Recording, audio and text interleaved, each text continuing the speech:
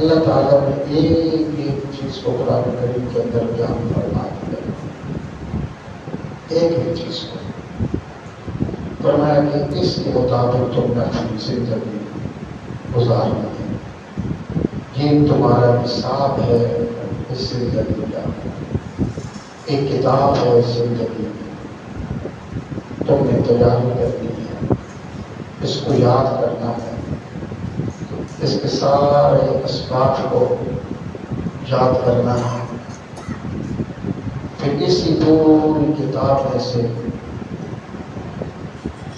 تمہارا ایک پیپر ہوگا، اگر کامیاب ہو گئے تو پھر ہمیشہ کی دائمی زندگی، ہمیشہ کی زندگی، فیہا خالدون والی زندگی کی بہاریں، مسرتیں، رونقیں، آرام و آسائش اللہ کی تمہیں عطا فرما دے۔ ایک چیز ہوتی ہے انسان کے اندر احساس، جب وہ احساس پیدا ہوتا ہے کسی چیز کا، پھر انسان کی زندگی میں تغیر و تبدل و نما ہوتا ہے، ایک انقلاب آتا ہے، زندگی بدلتی ہوئی نظر آتی ہے، زندگی میں سکون نظر آتا ہے۔ لیکن اگر وہ احساس مر جائے، ضمیر بولتا ہو جائے، اندر کی آواز دب جائے، تو اس وقت انسان دنیا میں چلتا پھرتا ایک جانور ہے۔ اللہ تعالیٰ نے انسان کو بھی جانور کہا، دوسروں کو بھی کہا، فرق صرف اتنا ہے کہ اللہ نے اس کو شعور عطا کیا اور عقل عطا کی، اور باقی ساری اللہ تعالیٰ نے مخلوقات کو اس سے معلوم رکھا، سب کو اس سے معلوم رکھا، اور اللہ تعالیٰ نے انسان کو بڑی پیاری زندگی عطا فرمائی، ہر چیز مختصر وقت میں۔ پہلے آسمان کے کچھ فرشتے ہیں، جتنے بھی پہلے آسمان کے فرشتے ہیں وہ سارے حالت قیام میں کھڑے ہیں، آنکھ باندھ کے کھڑے ہیں، اور قیامت تک اسی طرح کھڑے رہے، ہاتھ باندھ کر رکوع میں نہیں گئے۔ دوسرے آسمان کے فرشتے حالت رکوع میں ہیں، ازل سے، ابتدا سے، آغاز سے رکوع میں ہیں، اور تا صبح قیامت میں رکوع میں رہیں گے، ہمیشہ رکوع میں رہیں گے۔ اور آسمان کے تیسرے فرشتے جو ہیں وہ سجدے میں ہیں، اور ہمیشہ سجدے میں رہیں گے۔ اور چوتھے آسمان کے جو فرشتے ہیں وہ تشہد کی حالت میں اللہ کی عبادت کر رہے ہیں، بس بیٹھے ہیں تشہد کی حالت میں، اصل سے ابد سے تا آخر اسی طرح رہے ہیں۔ پانچویں آسمان کے فرشتے ایک ہی تسبیح پڑھ رہے ہیں، سبحان اللہ، سبحان اللہ، سبحان اللہ۔ چھٹے آسمان کے فرشتے الحمدللہ، الحمدللہ، الحمدللہ۔ ساتویں آسمان کے فرشتے اللہ اکبر، اللہ اکبر، اللہ اکبر، ہمیشہ یہی تسبیح میں کرتے۔ اب پہلے آسمان کے فرشتے قیام میں ہیں، خواہش ہے رکوع میں چلے جائیں، نہیں، سجدے میں چلے جائیں، نہیں، تشہد میں بیٹھ جائیں، نہیں، سبحان اللہ کہنے والے فرشتے خواہش ہے الحمدللہ کہیں، نہیں، جو ذمہ داری دی ہے، جو حکم ملا ہے وہی کرنا، ہمیشہ کیا، لاکھوں کروڑوں سال کی زندگی کرنے کرے، خواہش پوری نہیں ہو سکتی۔ قیام ہے تو بس قیام ہے، رکوع ہے تو بس رکوع ہے، سجدہ ہے تو اٹھ نہیں سکتے، سبحان اللہ کہتے ہیں تو اللہ اکبر کہنے کی داس نہیں، خواہش کرتے ہیں تو اللہ تعالیٰ نے کرم فرمایا امت مصطفیٰ غلامان مصطفیٰ پر میں ایک لمحے کے اندر تمہیں قیام بھی دوں گا، رکوع بھی دوں گا، سجدہ بھی دوں گا، تشہد بھی دوں گا، تسبیحات بھی پڑھتے رہو گے۔ فرشتے ازل سے جس کی خواہش کرتے ہیں وہ پوری نہیں ہوتی، اور تم ایک دن میں جتنی مرتبہ چاہو قیام بھی کرو، رکوع بھی کرو، سجدے بھی کرو، تسبیحات بھی پڑھو۔ فرمایا کہ امت مصطفیٰ جو ہے فرشتوں سے افضل ہے، لیکن اگر ایک انسان اپنے مقام کو کھو دے، بلا دے، تو پھر اس سے بڑا یہ کون ہے جو اپنے مقام سے مل سکتا ہے؟ احساس انسان کے اندر ہے، احساس، وہ احساس ختم ہو چکا ہے۔ ہم گناہ کرتے ہیں نا، ہم احساس نہیں ہوتا ہم نے گناہ کیا، احساس ختم ہو چکا ہے۔ سب سے بڑی دولت احساس ہے، سب سے بڑی۔ بخاری کی حدیث پاک ہے، اس کو بڑی توجہ سے سننا، اور بڑی پیاری حدیث پاک ہے۔ حضور کی حدیث ساری بڑی پیاری ہیں، اگر صحیح توجہ سے حدیث پاک، حضور کے فرمان کو اور قرآن کی آیات کو پڑھیں تو ایک اپنا کچھ ہے۔ میں نے حضور کی حدیث دیکھی ہے، بخاری کی حدیث، کمال ہے اس حدیث میں۔ اس حدیث کو توجہ سے سننا۔ حدیث پاک یہ ہے کہ حضور فرماتے ہیں، حضرت انس بن مالک رضی اللہ تعالیٰ عنہ اس حدیث پاک کو راوی ہیں۔ بڑی توجہ سے حدیث سننا، بڑی محبت بھری حدیث ہے۔ ایسے لوگ بھی ہوتے تھے، ایک ہم بھی انسان ہیں، وہ بھی لوگ ہوتے تھے، کیسی ان کی زندگی تھی۔ بخاری کی حدیث پاک حضرت انس بن مالک اس کے راوی ہیں، آپ فرماتے ہیں کہ قبیلہ خامدی کی ایک عورت حضور کے پاس آئی۔ توجہ اس حدیث کو سنا، حضور تشریف فرما ہے، وہ عورت ایک لمبا سفر کر کے حضور کے پاس آئی، اور سامنے آ کر کھڑی ہو گئی، رونے لگ گئی، سسکیاں دیتی ہے، ہچکی بات کر بیٹھی، اپنے ہاتھ حضور کے قدموں میں رکھے۔ حضور نے فرمایا کیا ہوا؟ اس نے کہا حضور میں قبیلہ بنو حامدی کی عورت ہوں، قبیلہ بنو حامدیہ کی عورت ہوں، اور بڑا لمبا سفر کر کے آئی ہوں آپ کے پاس۔ حضور نے فرمایا روتی کیوں ہے، ہوا کیا ہے؟ اس نے کہا حضور مجھ سے گناہ ہو گیا ہے، روتی ہوں۔ اللہ پوچھے گا تو جواب نہیں دے سکتے، اس کے خوف سے ڈر گئی۔ حضور نے پوچھا کون سا گناہ کیا ہے؟ توجہ فرمانا۔ اس نے کہا حضور میں زنا کا ارتکاب کر چکی ہوں، مجھ سے زنا کی غلطی ہو چکی۔ مدینہ شریف سے قبیلہ حامدیہ بہت میلوں کی مسافت پر تھا، اور وہ عورت پیدل چل کے حضور کے پاس آئی۔ دل اللہ کے خوف سے کانپ اٹھا تھا کہ میں نے زنا کا ارتکاب کیا ہے، کل اللہ نے پوچھا تو کیا جواب دوں گی؟ اللہ نے جب منع کیا تھا کہ زنا نہیں کرنا تو پھر ہو گئے۔ وہ عورت روتی ہے حضور کے سامنے، حضور کوئی سے غلطی ہو گئی ہے، کوئی سے زنا ہو گیا۔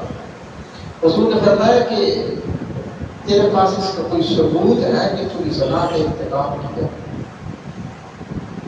اور تو میلوں سفر کر کے یہاں پھر آئی، اللہ کے خوف سے تیرا دل کانپ اٹھا۔ اس نے کہا حضور اس کا ثبوت ہے میرے پاس۔ کہا کیا ہے؟ وہ حضور میرے پیٹ میں بچہ ہے، ناجائز بچہ ہے، میں حاملہ ہوں۔ حضور نے فرمایا جا واپس چلی جا، جب بچہ پیدا ہو جائے تو پھر ہم۔ بخاری کی حدیث حضرت انس بن مالک اس کے عورت پھر میلوں سینکڑوں میل سفر کر کے قبیلہ حمزیہ میں واپس چلی گئی، انتظار کرتی رہی، بچہ پیدا ہوا۔ اس نے بچہ گود میں اٹھایا، حضور کے پاس آئی تو حضور اب بچہ پیدا ہو چکا ہے، آپ بتائیں نا کیا کریں؟ احساس تھا نا دل میں، حضور بتائیں نا کیا کروں، بچہ پیدا ہو چکا ہے، میں یہ کیا کروں؟ حضور نے فرمایا جا بچہ واپس لے جا، جب یہ بچہ روٹی کھانے لگ جائے گا، جب یہ بچہ روٹی کھانے لگ جائے گا پھر اس کو لے کے آ۔ وہ واپس چلی گئی، 2-2.5 سال خولین کاملین قرآن کے مطابق اس نے بچے کو دودھ پلایا۔ دودھ کی مدت رضاعت مکمل ہوئی، بچہ روٹی کھانے لگ گیا۔ اس نے پھر 3 سال کے بعد وہ بچہ اٹھایا، ہاتھ میں روٹی کا ٹکڑا تھا، بغل میں اٹھایا، پھر حضور کے پاس سینکڑوں میل کا سفر کر کے آتی ہے قبیلہ حمزیہ سے، اور آ کر گر پڑتی ہے، کہتے حضور 3 سال ہو چکے ہیں میں نے گناہ کیا تھا، رات کو نیند نہیں آتی، اللہ کے خوف سے تڑپتی ہوں، ناجائز بچہ میری گود میں ہے، ہاتھ میں روٹی کا ٹکڑا تھا، بچے کے ہاتھ میں کھا رہا تھا، کہا حضور اب تو بچہ روٹی کھانے لگ گیا، اب بتائیں نا میرے لیے کیا ہوگا، میں موت سال پہ کھڑ گیا۔ توجہ فرمائیں، زنا کا ارتکاب ہوا، ناجائز بچہ پیدا ہوا، بچہ پیدا کیا، دودھ پلایا، 3 سال گزر گئے، اب روتی تڑپ گئے، حضور رات کی نیند حرام ہو چکی ہے، نہیں آتی نیند، رات کو نیند نہیں آتی، سکون نہیں آتا، انسان تھی خطا ہو گئی، کیا کریں بتائیں کیا کریں؟ صحابہ کرام تشریف فرما تھے، حضور نے صحابی کو بلایا، فرمایا ادھر آؤ، یہ بچہ اس کی گود سے لے لو اور اس کو اپنے بچوں کی طرح اس کی پرورش کرنا۔ بخاری کی حدیث ہے، حضرت انس کہتے ہیں ہم دیکھ رہے تھے حضور نے اس صحابی کو بچہ دیا، فرمایا جا لے جاؤ، ہر چلا جاؤ، اس کی پرورش کرنا اسلام کے مطابق۔ اب عورت روتی ہے، حضور نے فرمایا اس کو باہر لے جاؤ اور اس کو پتھر مار مار کر سنسار کر کے ہلاک کر دو۔ اکثر کیونکہ جو شادی شدہ زنا کا ارتکاب ہے اس کا حکم ہے کہ اس کو پتھر مار مار کر ہلاک کر دیا، سنسار کر دیا۔ جو غیر شادی شدہ زنا کا ارتکاب کرے حکم ہے اس کو کوڑے مارے گا۔ کہا اس کو لے جاؤ، اس کو سنسار کر دو۔ حضرت انس بن مالک کہتے ہیں صحابہ کرام تھے، عجیب سماج، 3 سال سے عورت تڑپ رہتی ہے، گناہ ہو گیا۔ صحابہ کرام تھے، مسلمان تھے، لوگ تھے، اس عورت کو پکڑا، باہر لے گئے، اس کو بٹھا دیا، اس کے ہاتھ باندھ، اب لوگ اس کو پتھر مار رہے ہیں، وہ سر جھکا کے بیٹھے ہیں، زبان پہ کلمہ کرتے۔ حضرت انس کہتے ہیں کہ لوگ پتھر مار رہے تھے اور حضور اندر اکیلے تھے، اور حضور اتنے بے چین کبھی نہیں دیکھے۔ حضور بے چینی کے عالم میں ٹہلتے تھے، چلتے تھے، کبھی دائیں کبھی بائیں، تیزی سے چلتے ہیں، اور حضور کی آنکھوں میں آنسو آ گئے، اور حضور کی جو کملی تھی اس نے ایک پلو حضور نے اپنے دانتوں میں دبا رکھا، آنسو آتے ہیں، حضور بے چینی کے عالم میں ٹہلتے ہیں کمرے میں، دائیں کبھی بائیں، اس عورت کو پتھر مارے گا۔ حضرت انس بن مالک کہتے ہیں جب پتھر مار چکی عورت ہلاک ہو گئی، حضور کو اطلاع دی گئی، حضور کو عورت ہلاک کر دی گئی۔ حضور نے فرمایا کہ جاؤ اب میری اہل خانہ سے، میری خواتین سے اور صحابیات سے کہو کہ اس کو غسل کرو، اپنی خواتین سے، ازواج مطہرات سے، بیٹیوں سے، صحابیات سے۔ حضور فرمایا جاؤ انہیں کہو کہ اس کو غسل دے، اس کو کفن پہنائیں، جب اس کی کفن تیار ہو جائے تو مجھے بتانا، میں خود اس کا جنازہ پڑھاؤں گا۔ میں خود جنازہ پڑھاؤں گا۔ جب قبر تیار ہو گئی، میت تیار ہے، حضور تشریف لے گئے، قبر کو دیکھا۔ جب جنازے کے لیے مصلی امامت لے آئے تو ایک شخص نے کہا حضور یہ ملعونہ تھی، آپ اس کا جنازہ پڑھا رہے ہیں، جس نے زنا کا ارتکاب کیا، جس کا ناجائز بچہ ہے، اس کا جنازہ۔ حضور کی آنکھوں میں آنسو کی جھڑی لگ گئی، فرمایا تجھے وہ نظر آتا ہے اور تجھے اس کی توبہ نظر نہیں آتی؟ حضور نے فرمایا اگر میں اس کی توبہ، اتنی سچی اس نے توبہ کی ہے، اگر اس کی توبہ کا اپنی ساری امت پہ تقسیم کر دوں، اللہ ساری امت کی بخشش فرما دے۔ تم دیکھتے نہیں اس نے کتنی سچی توبہ کی ہے۔ اس عورت کے دل میں ایک احساس تھا۔ آج ہم سے جب انسان کے دل سے احساس ختم ہو جائے نا، پھر انسان انسانیت کے روپ میں ایک جانور ہے، اللہ کے غضب کا وہ شکار ہے، اللہ کی رحمت اس سے روٹ چکی ہے۔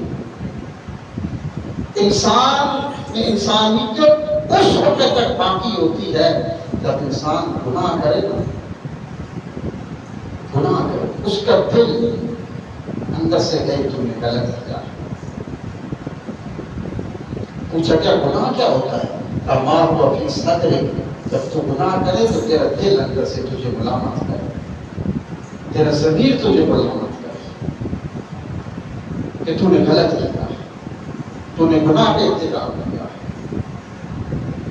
آج ہم میں سے وہ احساس ختم ہو چکا ہے، ہم نماز نہیں پڑھتے، گناہ کا ارتکاب ہے، جھوٹ ہے، سب کچھ ہے، لیکن ہمارے دل، ہمارے ضمیر، ہمارا باطن سب مردہ ہو چکا ہے۔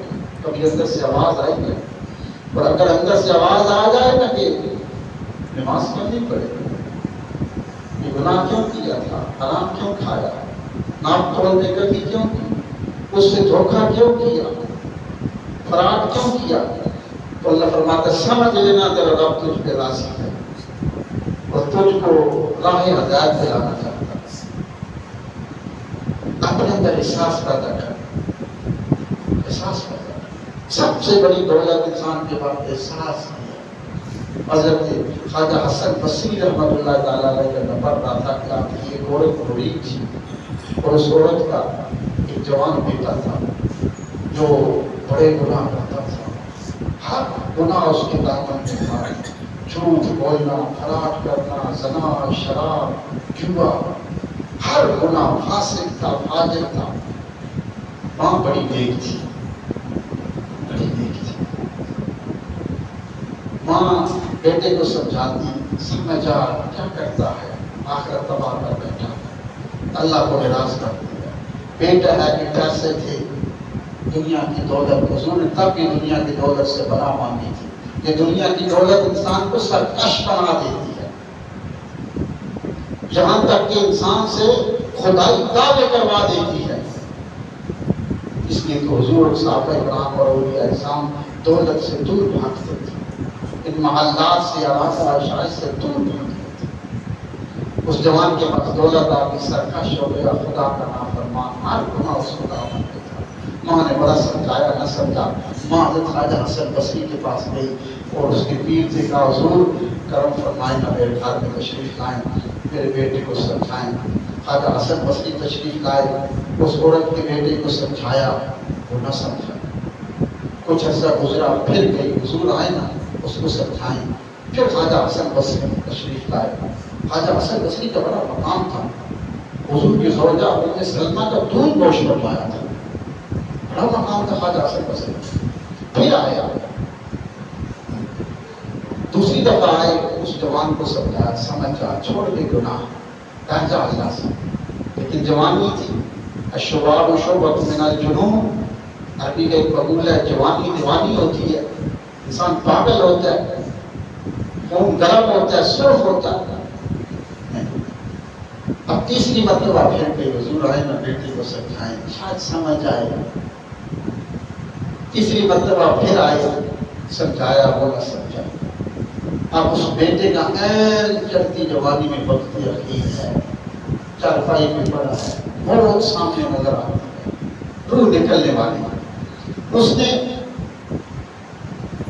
ماں سے کہا کہ ماں جا اپنے پیر صاحب خواجہ حسن بصری کو بلا کے لا، میں توبہ کرنا چاہتا ہوں۔ کیا بلا کے لا، بڑے گناہ کیے ہیں۔ ماں گئی حضرت خواجہ حسن بصری کے پاس، کیا بیٹے نے خود بھیجا ہے؟ تو آپ نے فرمایا وہ نہیں سمجھے گا، وہ نہیں سمجھتا، چھوڑ دو اسے۔ میں 3 دفعہ گیا ہوں، وہ نہیں سمجھا، اب وہ نہیں سمجھے۔ ماں نے منتیں کی، عورت نے خواجہ حسن بصری تشریف نہ لائے کہ 3 دفعہ گیا ہوں، وہ نہیں سمجھا، کہاں سمجھے گا، چھوڑ دو اسے۔ ماں روتی چلاتی واپس آئی، بیٹا چارپائی میں پڑا ہے، روح نکل رہی ہے۔ بیٹے نے پوچھا ماں سے، آئے تیرے پیر صاحب؟ خواجہ حسن بصری آئے؟ کہا بیٹا وہ نہیں آئے۔ وہ کہتے ہیں میں 3 دفعہ گیا، تجھے سمجھایا تو نہیں سمجھتا، وہ نہیں آئے۔ کہا ماں کوئی بات نہیں، نہیں آئی، چلو جا، میں سچے دل سے توبہ کرتا ہوں، توبہ کرتا ہوں۔ آنکھوں میں آنسو دیا، اللہ اگر آپ زندگی دی تو بیٹا سے تو چاہتا ہے کہ میرا سے گزار پڑا، پھر تیری رضا میں زندگی گزری۔ پھر ماں سے کہا ماں میرا وقت اخیر ہے، میری 3 باتیں ہیں، وصیت ہے، یاد رکھنا۔ کہا بیٹا کون سی؟ کہا ماں میری پہلی وصیت یہ ہے، جب میری روح نکل جائے نا تو رات کو میرے گلے میں رسی ڈال کر گھر میں گھسیٹنا، صحن میں، اور کہنا کہ جو اللہ کے مجرم ہوتے ہیں ان کا یہی حال ہوتا ہے۔ اور پھر کہا ماں میرا جنازہ رات کو لے کر نکلنا، گنہگار ہوں، رات کو لوگ نہ دیکھیں، تنہائی میں لے جانا۔ اور تیسری میری وصیت یہ ہے ماں کہ میری قبر کسی مسلمانوں کے قبرستان میں نہ بنانا، میری وجہ سے ان پہ عذاب آئے گا، کہیں باہر گرانے میں، راستے میں، جنگل میں دفنا دے۔ یہ میری جو وصیت ہے تو نے پوری کرنی ہے۔ یہ 3 باتیں اس نے کہی، اور بیٹے نے 3 باتیں کہنے کے بعد آنکھوں میں آنسو تھے، اور کہا اللہ سچی توبہ کرتا ہوں، کلمہ جاری ہوا اور وہ فوت ہو گئے، اس کی روح جا گئی۔ اب ماں تھی، وصیت تھی بیٹے کی، جب آدھی رات ہوئی نا تو اٹھی، دل نہیں مانتا تھا، درس سے ہاتھوں سے رسی اٹھائی، بیٹے نے کہا تھا گلے میں ڈال کر گھر کے سین میں گھسیٹنا اور کہنا جو اللہ کے مجرم ہوتے ہیں ان کا یہی حال ہوتا ہے، شاید اللہ بخشے۔ جو ہی بیٹے کے گلے میں رسی ڈالنے لگی تو غیب سے آواز آئی خبردار، اس کے گلے میں رسی بھی ڈالنا، یہ ہمارا محبوب تھا، دوست تھا جو ہم تک پہنچ چکا ہے، اور ہم اپنے دوستوں کے گلے میں رسیاں نکالنے دیتے۔ ماں نے کہا حضور یہ، ماں نے کہا کہاں سے جواب آتی تھی اوپر کر کے، اللہ یہ بڑا گنہگار تھا۔ اللہ نے فرمایا تو دیکھی نہیں اس کی ماں ہے، اس نے کتنی سچی توبہ کی تھی، سن لے جو اس کے جنازے میں شریک ہوگا سب کے گناہوں کو معاف، اور یہ جس قبرستان میں دفن ہوگا مجھے قسم ہے بیٹے کی، میں سارے قبرستان سے اس کی وجہ سے عذاب کو اٹھا دوں۔ تو دیکھتی نہیں اس نے توبہ کس طرح کی، اتنی دیر ہوئی تو ماں کیا دیکھتی ہے کہ خواجہ حسن بصری دروازے کے ساتھ رہ کے رو رہے ہیں، تھانے مار کے روتے ہیں، اور دوڑ کے اندر آئے تو اس جوان کے قدموں سے لپٹ گئے۔ کہا حضور تم اور اس بیٹے کے قدموں سے اتنا ملاقات تھا؟ کہا تیری بیٹی کی جب روح نکلی تو مجھے ادھر سے آواز آئی خواجہ حسن بصری تم کون ہوتے ہو؟ جب میرا بندہ توبہ کرنا چاہتا تھا تو تم کہتے تھے کہ میرے پاس وقت نہیں ہے، میں نہیں آؤں گا، تم کون ہوتے ہو؟ اور کہا کہ خواجہ حسن بصری چاہتے ہو کہ تمہاری ولایت میں تمہارے درجات کو بلند کر دیا جائے اور ولایت کے نقطۂ کمال تک تمہیں پہنچا دیا جائے، تو جاؤ اس جوان کے قدم پکڑو۔ ہمارے دل میں سانس پیدا ہو چکا ہے، سانس نہیں ہے۔ اللہ فرماتا بندہ مومن سانس پیدا کر، مرنے سے پہلے سانس پیدا کر۔ تیرا ضمیر تیرا باطن اندر سے کہے تیری نماز کیوں رہ گئی، تو نے کیوں خراب کیا ہے، کیوں جھوٹ بولا ہے تو نے؟ جب اندر سے تجھے یہ آواز آئے گی تو رب سمجھ لینا کہ تیرا رب تجھے کامیابی کی منزل تک پہنچانا چاہتا ہے۔ دعا ہے کہ اللہ تعالیٰ مجھے توفیق عطا فرمائے۔ سننا کے